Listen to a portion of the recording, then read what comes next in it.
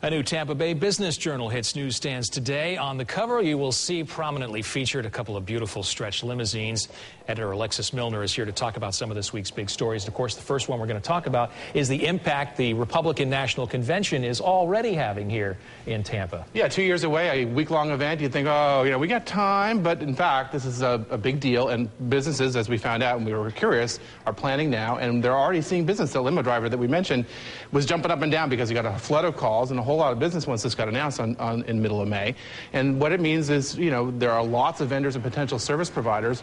The St. Pete Times Forum is negotiating their deal and working with the RNC to provide it what it needs.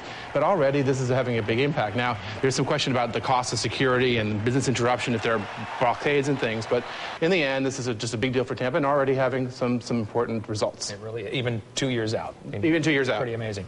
All right, next up, what happened to former Mayor Rick Baker? He sort of dropped off the map here in St. Pete. Rick Baker, a larger-than-life figure in office until his term limits ran out, was in line for St. Pete College's top job. That didn't work out, but this week we report that he is going to be working with USF in an innovation business development role.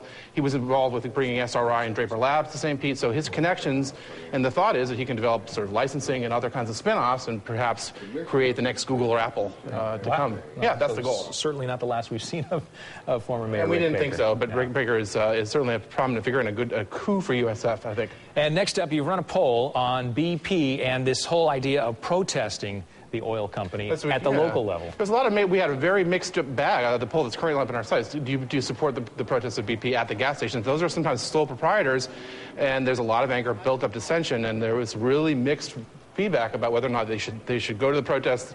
You know, you got to put this, release this energy somehow. And there was a really range of mixed opinion about whether or not to protest at the stations or not. Man, people are frustrated all the way around, looking for some way to voice it. I mean, it's just an incredible situation. All right, thank you, Alexis. Appreciate it. And for more Business Journal headlines, you can always go to adcactionnews.com/business.